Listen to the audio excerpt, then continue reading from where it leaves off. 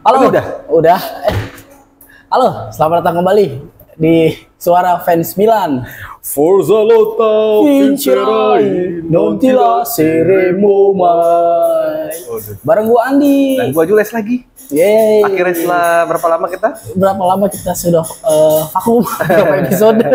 Kemarin soalnya ada ini ya, apa? Break apa sih?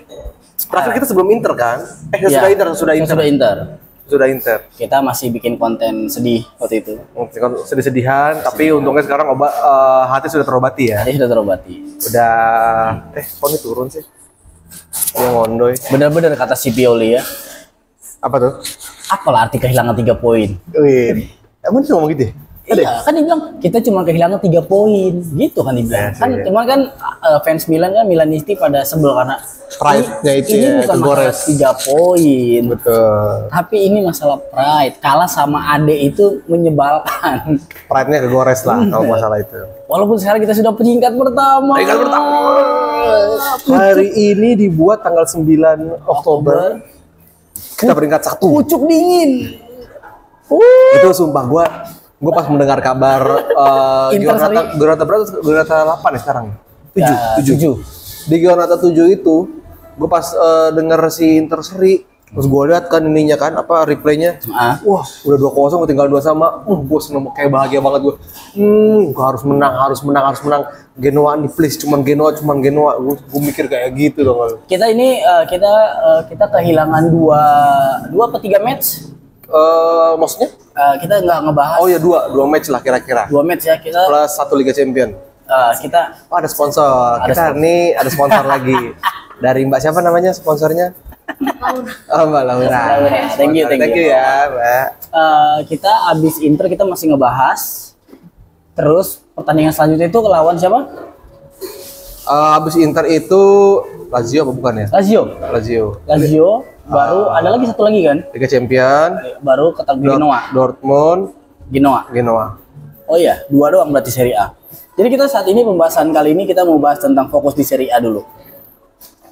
Hari ini beda lagi. Sebelum ke situ ngomongin dulu dong. Apa? Kita ini sekarang udah dapat sponsor tempat baru lagi. Kita ini selalu ya seperti yang biasa kita bilang ya, kita tuh udah ngalahin Jebret Media, udah ngalahin apalagi sekarang Pinisi.com, apalagi Sport 7, pokoknya banyak dah. Kita bayangin studio kita ganti-ganti terus, pindah-pindah tempat terus ya kan. Minuman kita mewah-mewah. Mewah. Ya, apa itu air putih? Iya. Enggak, kalau kata sastra ya enggak main lah gitu kan. Mana paten. Jadi kita nggak ngebahas 2 pertandingan di Serie A ya. Kita mau kali ini di video ini kita mau fokus di pembahasan tentang Serie A. Ya. Jadi 2 match yang kita nggak bahas, Om. Gimana pendapat lo tentang Milan? Setelah coba kita bahas dari Pioli dulu. Oke. Dan Piolo sepertinya lumayan mengerjakan PR-nya ya. Dalam artian setelah kalah brutal dari Inter itu, kayaknya dia lumayan kena gampar bahwa wah lo udah harus bebenah lah lo gitu ya. Dan itu works menurut gua di Liga Italia. Itu works di Liga Italia di mana ketika lawan Lazio kita menang cukup meyakinkan ya. Betul. Berapa skornya? 3-1 ya. 3-1 ya. Itu cukup, gua nggak lupa lagi. Pokoknya menang aja. Itu cukup meyakinkan. Dan caranya tuh benar-benar divariasiin gitu. Maksudnya waktu lawan Inter kan inverted back. Waktu lawan Lazio tuh dilepas tuh. Backnya tuh nggak masuk ke dalam lagi, main lebar dia. Sehingga si Adli yang di tengah sendirian. Benar. Dan itu works gitu ya. Sedangkan lawan Genoa berubah lagi. Benar. Ada yang kayak inverted back lagi nih. Nah itu menurut gua berarti si Pioli ini berhasil untuk tahu belajar dari formasi lawan seperti apa, cocoknya formasi kita yang mana gitu ya. Jadi custom dengan lawan masing-masing. Itu menurut gua dia PR-nya cukup bekerja dengan baik, walaupun di pertandingan Genoa cukup ini ya. Di menit akhir lah baru itu namanya pertandingan. Benar. Kalau gua Pioli memang benar-benar improve ya.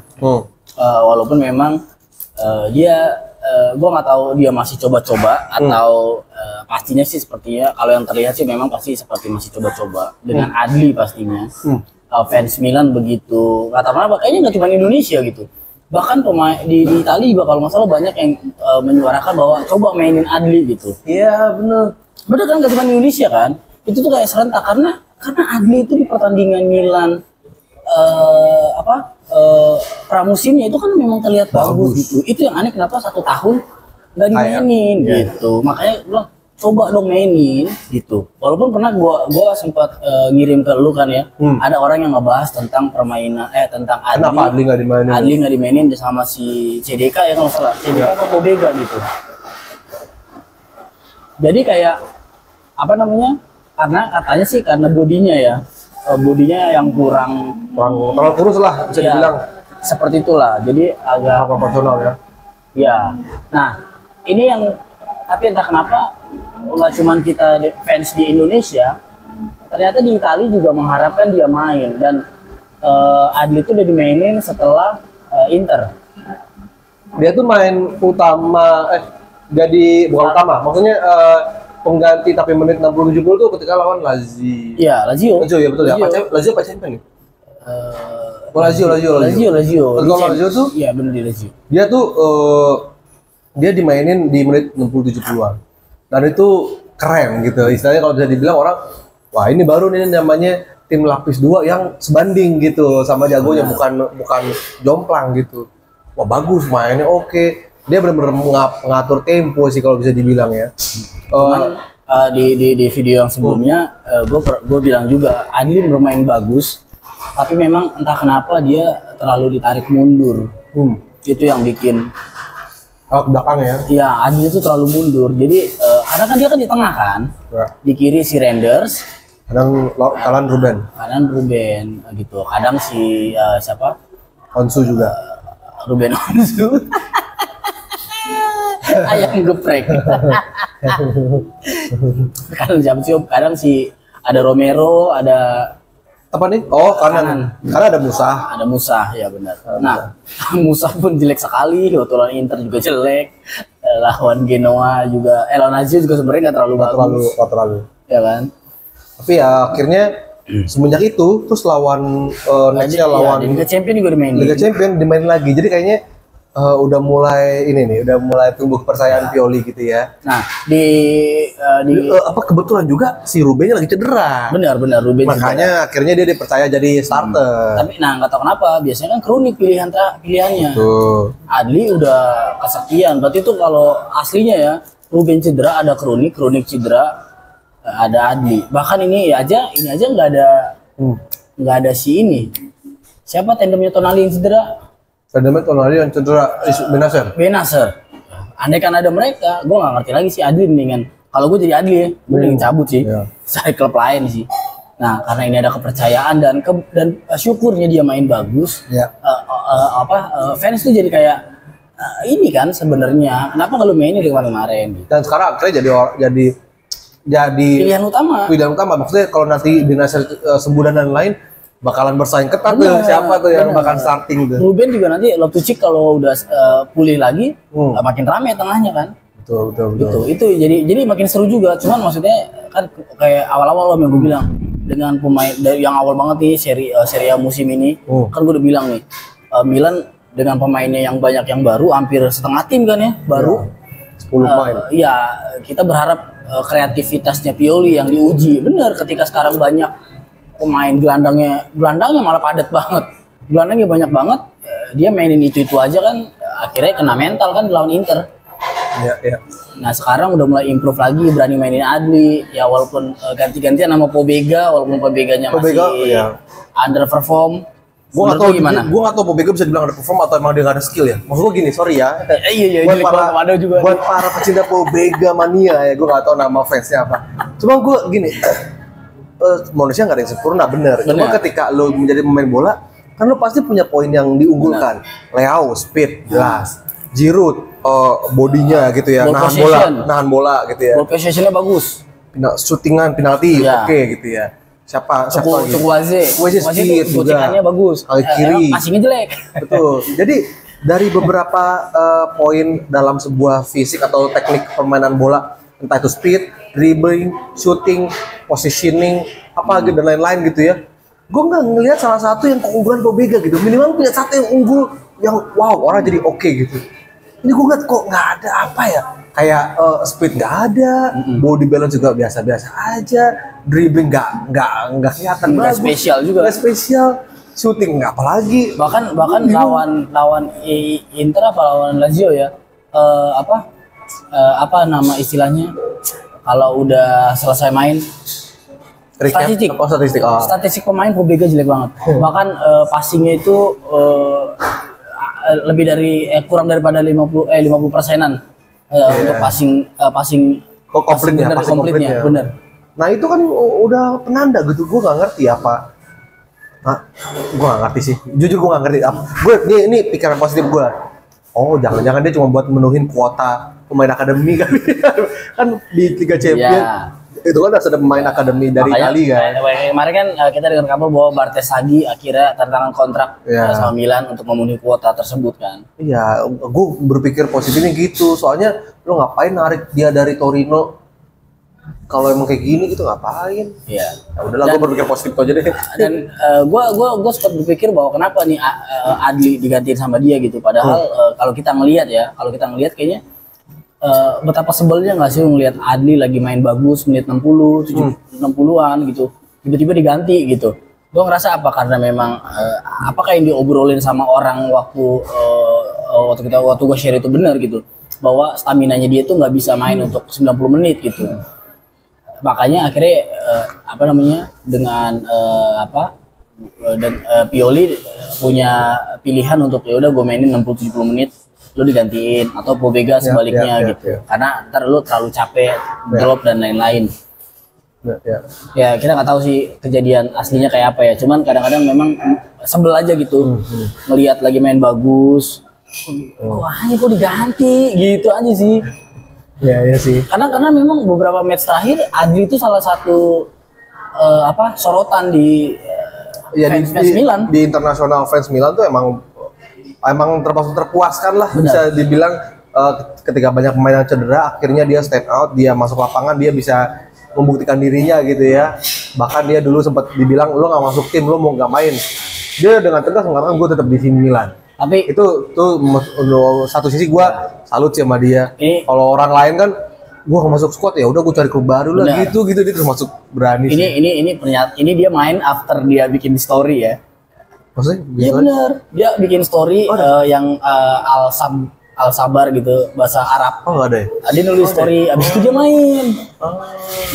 Makanya rame tuh abis dia bikin story itu, terus dia main kan. Nah, cuman ngelihat bahwa Pioli udah percaya sama pemain. Ya kita bersyukur lah gitu. Cuman masih banyak pemain yang udah dibeli belum dimainin gitu. Maksudnya yang gue pengen lihat banget adalah Pellegrino.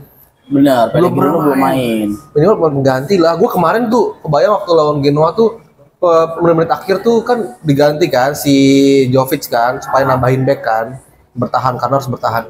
Kan diganti sama Bartesaghi jadi back tengah. Udah mati gue, kenapa nggak Pellegrino yang udah pasti back tengah? Bartesaghi oke lah dia bisa CB bisa LB ya. Cuman kenapa nggak Pellegrino yang pasti CB ya? Bartesaghi tuh kayak kelemar. Apa karena dicari karena tinggi ya? Ya tinggi tapi kurang, speednya jelek. Kan masih muda. Kayaknya di bawah 20 deh dia. Tapi harusnya masih muda dong, speednya kenceng. Speednya kurang dia. Ototnya belum bentuk dia belum nge-gym soalnya. Di Osborne. Mungkin Osborne sponsor banget aja. Ya. Sponsor banget. Dapat sponsor dari situ emang. Enggak kan? Ya Romero memang belum pede. Iya. Dia main sekali waktu lawan sebelum Inter tuh sempat main yang waktu full tim dimainin ya. Dia sempat main kan. Tapi belum kelihatan banget ya. Belum kelihatan masih. Dan wajar ketika dia nggak diikutkan dalam Liga Champions ya. Enggak kalau itu karena kuota. Iya maksudnya jadi kan kalau harus saling memilih udah terpaksa lu juga pemain muda ya udah lu nggak ikut Liga Champions dulu. Iya, tapi maksudnya sangat menyayangkan bahwa ketika ada rotasi jangan itu aja gitu. Tapi kita baik lagi kita nggak tahu keadaan latihan dan lain-lain apa. Tapi ini kan makanya kita kan fans layar kaca ya yang coba ngelihat saat itu doang kan. Di latihan kan banyak kadang-kadang kejadian ya yang sehat-sehat tiba-tiba kok sini tiba-tiba nggak main gitu kan kita nggak tahu kan. Lawan Lazio menurut lo gimana? Udah oke belum? Karena itu kan lawan Lazio tuh nggak semuanya main juga tuh. Maksudnya hampir setengah tim ganti kan, rotasi kan? Iya. Menurut gue ngelawan Lazio tuh udah oke. Dalam artian Lazio itu seperti yang gue bilang dulu di awal, 10 pertandingan awal musim, salah satu tim besarnya kan Lazio. Inter kita kalah. Roma udah menang. Tinggal Lazio, Juve, udah itu. Di antara 10 itu ada 4 ini nih yang kena nih di tim besar gitu ya. Nah, Lazio ini termasuk yang tim besar lah bisa dibilang karena masuk ke Champions juga. Dan kita bisa ngalahin dengan menurut gue meyakinkan. Bahkan lebih meyakinkan daripada pertandingan setelahnya yaitu lawan Genoa. Lebih meyakinkan menurut gue pola serangannya, PD-nya gitu ya. Statistik pun mengatakan demikian gitu sehingga skornya pun lebih gede ya. Nah, gue nggak tahu kalau lawan Genoa apa memang mereka belum pernah dimainin bareng-bareng secara full team gitu. Karena kan itu kan Jovi kan. Benar, makanya ini trio baru. Iya. Depannya itu trio. Gue bilang Ojo Cuk. Okafor, Jovic, Chukwueze kan. Dan itu gue nggak tahu dia lagi bermain apa terlalu berani, terlalu pede, gue nggak ngerti. Dan gue nggak ngerti kayaknya Okafor kurang cocok dibikin di kiri deh. Iya. Bikinnya waktu lawan Lazio bikin gol kan di tengah. Kan? Masih lebih oke, padahal dia pemain pengganti loh itu. Walaupun cuma tinggal contek doang ya sebenarnya nyontek tapi si kan Leo. Positioning itu dibutuhkan. Dia kalau bukan dia belum tentu orang dia berdiri di situ kan. Betul. Jadi maksud gua sebagai CF lebih oke deh. Nggak tahu di kiri dia kalah aja sih. Kalah terang benderangnya sama si Leo gitu. Nggak bisa kelewati. Tapi sempat kan kita ngobrol ya, kita sempat ngobrol di TikTok lu kan, bahwa yang kebalikan dari obrolan gua bahwa pas abis kita omongin di babak pertama Leo jelek, tiba-tiba babak kedua jadi pasis. Jadi pasis. Dua. Jadi pasis. Apaan pasis? Pasis apaan? Aduh, hampir gue muncrat makanan gue. jadi asis gitu. Lo mau ngomong pas dan asis jadi pasis. dia dua kali asis kan yang udah benar menghasilkan gol gitu. Padahal tapi akhirnya pas gue lihat golnya itu emang si Kampret kagak ngeliat kalau passing. Insting aja. Bener. Insting. Jadi kayak obrolan kita ya kayak ketika dia bola gue oprek ke tengah bodo amat sampai nyambut gitu kan sih. Ketika dia ngeliat, mungkin dia ngeliatnya cuma pakai ekor mata ya, karena kan dia harus ngeliat bolanya. Itu positif loh. Iya positif gua nih. Ini ketika dia lagi lewatin, dia ngeliat nih waktu golnya Pulisic deh. Bener. Kan ada 2 pemain nih, ada celah di sini nih. Dia mungkin ke tengah. Ya udah yang penting gua ngelewatin 2 orang ini gitu kan, nggak kena badan 2 orang yang jagain dia. Udah ke tengah aja. Nyamper tuh si Pulisic tendang. Nah, Okafor juga gitu. Karena kalau Okafor gue yakin dia nggak bisa lihat. Dia ngeliat malah kalau menurut gue ya, karena tinggal hadapan sama kiper kan. Tapi kan dia udah di ujung garis. Ujung garis. Berarti kan dia tinggal sontek belakang doang itu nggak tahu siapa yang nyambut itu mah. Ya, mungkin dia selagi dribbling mungkin lihat ke kanan. Tapi kalau udah mentok ke sana dia mau nengok ke belakang, palanya lehernya harus muter ke sono. Harus nengok ke belakang dia. Kalau nengok ke sono ya tiang gawang. Tapi bener pas gue perhatiin itu kayak bener si Kampret ini emang bagus sebenarnya dan beruntung, makanya gue bilang di waktu lu live itu kan gue bilang si Leo ini beruntung banget, asisnya dia passingnya dia ini disambut, dia punya tandem, punya temen yang positioningnya bagus gitu. Jadi lu buang kemana aja ya udah gitu, gue bisa nyambut bola yang lu passing gitu. Iya. Kalau kagak mah ampas semua passingnya. Kalau punya striker yang bego-bego juga ya. Yang nggak punya positioning bagus gitu. Jadi di passing lu nggak perlu bagi siapa, gue di sebelah sono gue gitu. Iya. Gitu. Karena beberapa kali lihat aja passingnya emang jelek-jelek banget kan. Dan dia tuh kadang-kadang gue nggak tahu ya dia akrab sama Theo. Kadang-kadang umpannya Theo mulu gitu karena emang sama-sama di kiri. Kadang-kadang kasihan yang minta kayak Renders sekarang minta depan minta bola nggak dipasing gitu karena udah akrab sama Theo, tektokannya sering banget begitu gitu. Ya, dan paling nggak akrabnya sama Pobega. Aduh, hancur banget kalau Pobega. Bener. Depannya kalau harus Pobega main Theo, Pobega sama Theo, Pobega itu nggak ngeling tuh. Si Pobega tuh bikin hancur kombinasi. Bikin hancur kiri Milan. Gue sampai berpikir sekarang kenapa nggak Pobega yang defense-nya aja ya, mendingan Adli agak depan aja dah. Daripada Pobega tuh gue nggak ngerti kelebihannya apa. Lawan Genoa siapa yang lo highlight banget permainannya? Selain Giroud pasti kemarin.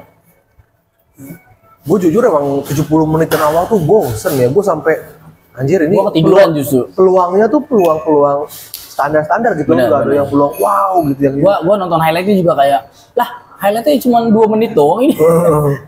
Malah seru tuh 10 menit akhir plus extra time. Plus 10 menit extra time gitu. Jadi 10 menit akhir plus 10 menit extra time itu bener-bener pertandingan. Karena 2 kali kan. Deg-degannya dapat. Karena keluar 2 kartu merah kan. Dan intensitasnya deg-degannya dapat gitu. Wah nih saling ngototnya dapat. Dan mati gue 70 menit pada nggak ngotot atau bagaimana sih main-main di tengah doang. Gue sempat ngomong tuh waktu gue live stream. Aduh nih jangan sampai nih main kayak waktu lawan apa tuh yang di Liga Champions 0-0 terus Newcastle udah dominan, apa namanya penguasaan bola macam passing tengah, passing sana sih nggak ada gol, shoot on goal juga dikit, ya ampun. Itu gue menduga itu ya menit 70. Untungnya menit 80 sekian tuh golin, itu happy banget gue. Gue justru ketiduran karena gue udah nonton, aduh bosen banget, boring banget main ini udah jam 2 pagi. Ya. Lu kalau nonton jam 2 pagi, terus lu nggak dapat hiburan, ya sebenarnya kita tidak berharap nonton hiburan di bola ya, maksudnya minimal ada serangan dan gol gitu, ada shooting yang bikin bahaya gitu. Tapi ini oper sini, oper sana, ngantuk gua asli tidur gua. Ini mah kayak Milan zaman dulu yang ya bukan 4-3-3 itu formasinya om. Yang 4-2-3-1 dulu. Iya, yang zaman dulu maju depan nggak dapat, oper belakang, nggak bisa maju, nggak mentok di tengah. Kayak kalau ketemu Barca kan dulu gitu tuh, mentok di tengah, balik lagi di belakang, ke tengah lagi, mentok, oper lagi belakang, begitu aja sampai Tuhan datang kedua kali ya. Iya benar. Gila emang. Joknya internal. Joknya internal. Nah, gue sayang sorot adalah Menyong sih. Oh iya. Mike.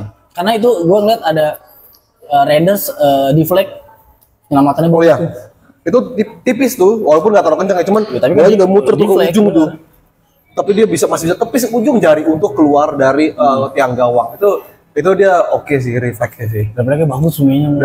Dan kartu merah dia menurut gua wajar sih. Wajar, sangat wajar. Karena muka orang kedengkul. Bukan mau gua. Maksud gua ketika gua jadi McMahon, gua akan melakukan hal yang sama. Oh ya, karena akan maju naik. Pasti akan maju naik karena kalau dari udah nggak ada back lagi. Betul, hitungannya ada kalah belia sebenarnya, cuman udah kalah body nih, udah kalah posisi. Benar. Dan skala dia kalah tinggi, kalah body lah intinya. Wah ini udah nggak bener nih, akhirnya mau nggak mau dia maju. Soalnya kalau dia nungguin dia nangkap di dalam kotak, udah kalah speed nih, udah dapat bolanya di kakinya si pemain lawan. 50-50 lah pasti. Makanya mau nggak mau ya udah dia harus maju duluan nyundul. Tapi cara nyundulnya dia kayak ala nangkap kiper. Orang kiper kan nangkap kan selalu satu dengkul maju kan. Jadi dia lompatnya udah kebiasaan dengkul maju. Muka orang didengkulin. Leher ininya nih. Gue juga pas liat tripernya anjir. Untung gak perhatian sama orang anjir. Kata gue takutnya kena jalur napas aja. Iya. Udah gitu si Menyong tuh masih sempet-sempetnya lagi begini. Protes ya? Leher orang udah gulin. Gue sempet kalau nggak bisa napas gimana jadi berita duka nih anjir. Iya. Ya itulah, maksudnya kita fans Milan yang fair-fairan aja. Udah kita bilang dari awal ya. Ini udah umur 30 ke atas, maksudnya yang lu kali gue ngomong. Lu berapa yang? Tahun ini 23 sisa. Anjing. Jadi kita tuh kayak ya udah emang kena kartu merah, ya udah kartu merah. Kalau emang pelanggaran gitu aja. Kita nggak perlu ngebelain mati-matian. Orang kita yang lihat replaynya asli kok. Emang leher orang didengkul. langsung jatuh depuk. Udah gitu di 2 kali kan. Bener, 2 kali depannya dapat maju lagi. Bangun lagi nyundul lagi dalam hati gue. Ini tapi dia gladiator sih gue ngeliat gitu. Perjuangannya dia. Bener. Ini sih gue salut sih. Dan satu lagi kiper kita yang keren kemarin penggantinya Giroud. Olivier Jonathan Giroud. Inilah pertama kali ada kiper nomor 9. Di mana klub ada kiper nomor 9? Dan kemarin dia masuk ini ya, di website masuknya jadi kiper. Iya, dan langsung diproduksi bajunya. Ada cuplikannya di Instagramnya AC Milan. Dalam hati gue bangke. Dan dia melakukan penyelamatan kan? Penyelamatan yang ditepis bolanya 2 kali kan. Udah tinju kan itu udah serangan terakhirnya kan perpanjangan waktu tuh lebih dari 10 menit lah. 7 menit tapi karena ada drama jadi panjang. Jadi lebih normalnya tulisannya 7, cuman kenyataannya sampai 10 gitu nggak salah. Itu serangan terakhir itu setelah kartu kuning kedua dan kartu merah dari kiper lawan.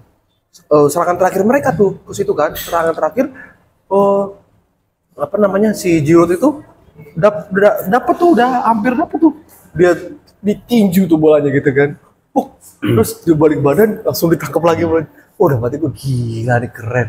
Dan yang gue sempat ngobrol sama siapa ya, temen kerjaan gue pas lagi kartu merah akhirnya kan pasrah kan si Mignon kan, udah terus Milan udah 5 pergantian pemain, udah nggak punya ini substitusi lagi, terus langsung akhirnya udah pasrah, datanglah si Giroud nyamperin Mignon, dia datang langsung, mana sini sarung tangan lo gitu, kayak mati gue anjir, karena ini bagaimana sih? Karena mungkin Milan udah menang 1-0 dan dia nggak perlu striker lagi di depan kayak. Iya sih, cuma gue kok biasanya punya jiwa defense kan back dong, habis kiper ya back dong, punya jiwa defense gitu secara nalurinya gitu kan.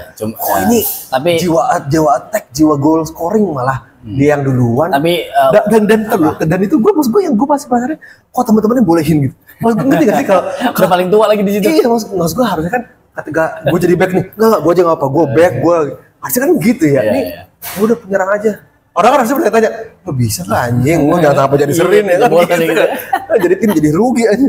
Tapi mungkin pilihan yang tepat, menurut gue pilihan tepat karena Milan saat itu udah menang, jadi dan emang pengen bertahan gue rasa. Jadi nggak perlu striker lagi gitu. Ya udah pilihan terakhir ya, daripada lu harus ganti pemain cabut untuk jadi kiper udah nggak bisa lagi diganti kan. Back jadi kiper atau jadi back jadi kiper, nanti bolong tengahnya, ya kan. Jadi ya udah mendingan yang depan disuruh jadi kiper sih. Itu pilihan yang bijak. Dan sebenarnya terakhir tuh Milan bisa golin pas serangan balik yang kartu merah kipernya. Si Musa kena tendang kan. Itu kan udah tinggal kiper udah di depan. Cuman di Priwit sama wasit sih. Harusnya bisa 2-0 sih itu. Wah itu bener-bener. Tapi tebakan gue bener ya. Polisi yang golin. Oh iya, tapi ini 2-0. Cuman gue 2-0. Tapi kalau kemarin tadi itu Priwitan nggak di Priwit itu sih kartu merah itu 2-0. Dapat pulsa kayak 50.000 harusnya. Lucu-lucuan bro. Kalian nonton deh live-nya dia. Lumayan loh dapat pulsa 50.000 tebak-tebakan. Gue soalnya kalau mau tebak-tebakan skor terlalu banyak yang sama pasti kan nanti kan. Apalagi pembedanya ya. Salah satu gol deh. Gue udah bener golinnya Polisi. Cuma skornya 2-0. Padahal tuh itu kalau terakhir gol pulsa gue dapet itu. Ada lagi yang komen, benar 1-0. Tapi golinnya salah. Tapi golinnya Polisi. Golinnya Leo. Jadi nggak ada yang menang kemarin. Menang. Oh enggak. Kita lepas dulu deh pencetak gol dah. Oke, berarti tebak skor aja. Nah, apalagi yang lo highlight kemarin pertandingan Genoa? Gua kan nggak nonton nih, gua ketiduran. Gua kan live tuh. Gua meng-highlight bahwa kayaknya tiap pertandingan tuh kayak final. Itu yang gue suka sih mentalnya sebenarnya. Mental itu yang harus ada gitu. Jadi mau lo lawan tim besar oke sama-sama 3 poin walaupun ada pride berbeda ya ketika sama tim besar. Cuma ketika lo lawan tim kecil nggak boleh ngeremehin gitu. Kelihatan lo lawan Genoa aja keteteran. Lo sampai menit 70 tuh lo nggak bisa bikin gol gitu kan, istilahnya ada 1-2 peluang yang standar gitu yang wah-wah banget. Yang makanya pas dalam hati gue berarti emang tiap pertandingan adalah final itu. Dan mentality itu harus ditanamkan sih di pemain sih. Iya. Dan kita akan libur internasional friendly match, international match ya, karena ada yang friendly match, ada yang penyisian Piala Dunia ya, sampai di bukan Piala Dunia dan Euro kayaknya. Iya. Euro karena tahun depan, jadi akan sibuk. Kita akan ketemu nanti after atau sebelum nanti karena sampai 18 Oktober ya. Ya, 23 lawan Juve kita. Ya, kita akan langsung ketemu Juve, habis itu ketemu PSG gitu. PSG 2 kali kandang tandang. Nah, itu aja untuk pembahasan kali ini. Gua Andi, gua Jules. Suara fans Milan, Forza Lotta, vincerai, non ti lasceremo mai. Forza Milan.